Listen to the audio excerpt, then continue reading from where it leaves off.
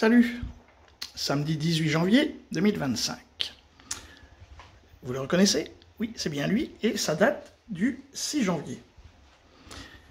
Le discours qu'il va faire là, c'est lunaire. Hein. Ça n'a jamais été repris, ni par les syndicalistes, ni par les politiques d'opposition, ni par les journalistes. Personne n'a repris le discours qu'il va faire là, et j'arrive pas à comprendre pourquoi, parce que c'est grave ce qu'il dit. Donc, il parle d'une nouvelle internationale réactionnaire.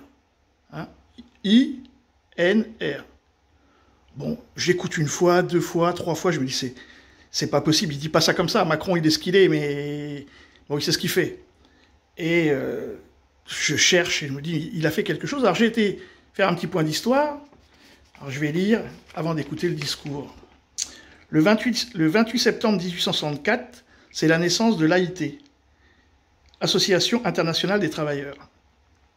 Le 28 septembre 1864, des ouvriers de toute l'Europe se réunissent à Londres, à St. Martin's Hall, en soutien aux Polonais, victimes en 1863 d'une féroce répression russe. Il s'ensuit la formation de l'Association internationale des travailleurs, l'AIT, qui sera connue sous le nom de Première internationale, comme on appelle la fête du 1er mai.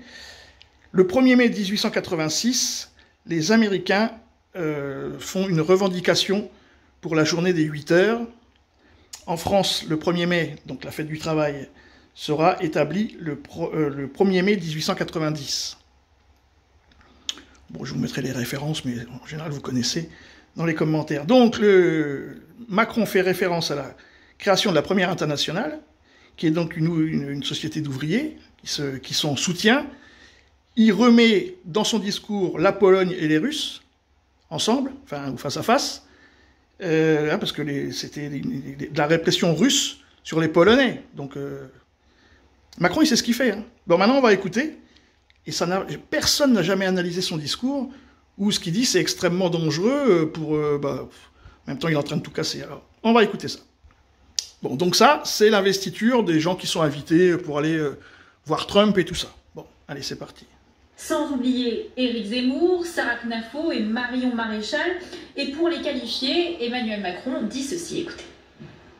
Disons, si on nous avait dit que le propriétaire d'un des plus grands réseaux sociaux du monde soutiendrait une nouvelle internationale réactionnaire et interviendrait directement dans les élections, y compris en Allemagne, qui l'aurait imaginé? C'est le monde dans lequel nous vivons et dans lequel nous avons à faire de la diplomatie. Nouvelle internationale réactionnaire, quoi. Je comprends pas que les syndicalistes de France n'ont pas repris ça, n'ont pas rebondi dessus en disant mais on peut pas comparer, mais qu'est-ce que c'est que ces conneries, quoi? On compare pas un mouvement social ouvrier à un mouvement patronal de milliardaires, quoi. C'est pas comparable. Macron, il peut le faire, parce qu'il fait du et en même temps. Vous voyez? Donc, voilà. Mais personne n'a repris ça, et tout le monde s'en branle, en fait. C'est ça, l'histoire. Après, tout le monde va pleurnicher. Ouais, il faut aller manifester, il faut aller manifester. Ils nous disent tout, et on veut pas écouter. Salut, les amis!